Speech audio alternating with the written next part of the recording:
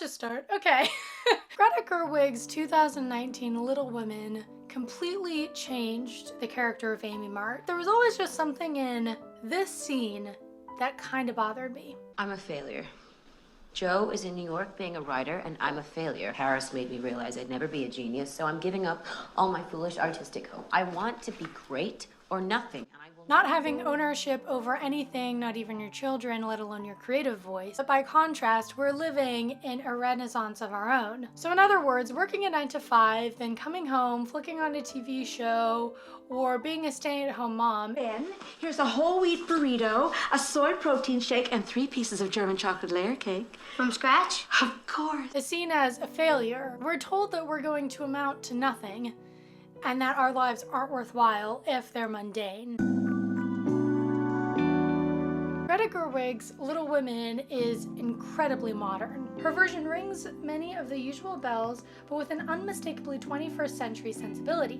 One of the strengths of this Little Woman is the smart attention it pays to money. You keep your $500 and I'll keep the copyright. Also, I want 10% of royalties. 6% and that's it.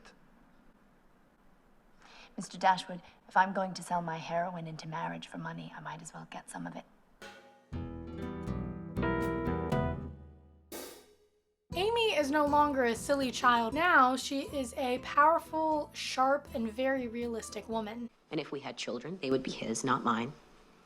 They would be his property, so don't sit there and tell me that marriage isn't an economic proposition, because it is. So with all of this cultural context in mind, I still wondered, do I have to be genius to be creative?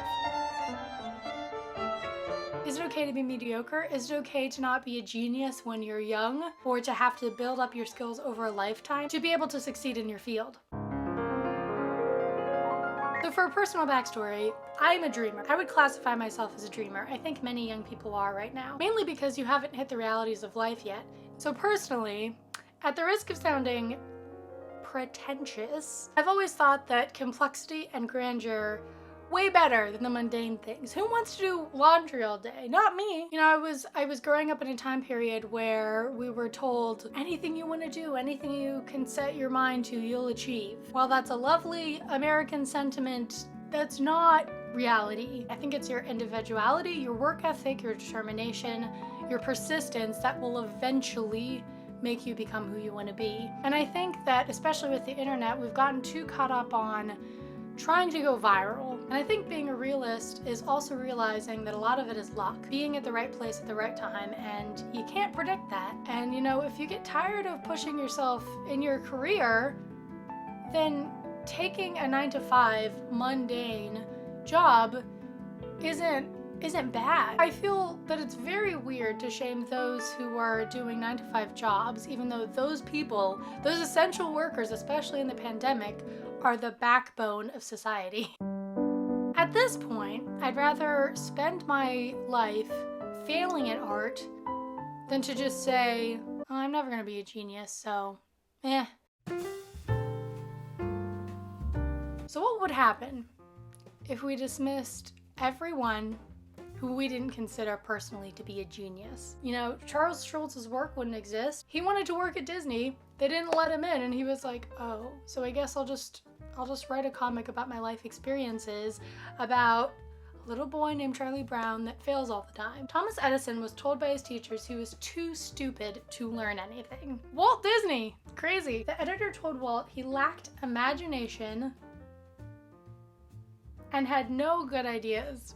And apparently, Stephen King's first novel, Carrie, was rejected 30 times by different publishers. So he threw it away, his wife found it, and she was like, this is amazing. Submit it one more time, and then he got a book deal. Art is very subjective. And the thing is, not everyone's gonna understand you. Not everyone's gonna understand your work or what you're trying to do. And in my opinion, it takes a lifetime to find your voice as an artist. So start now. And, you know, if you do give up your dreams or favor stability, financial stability, over having a creative dream job, that's also completely fine.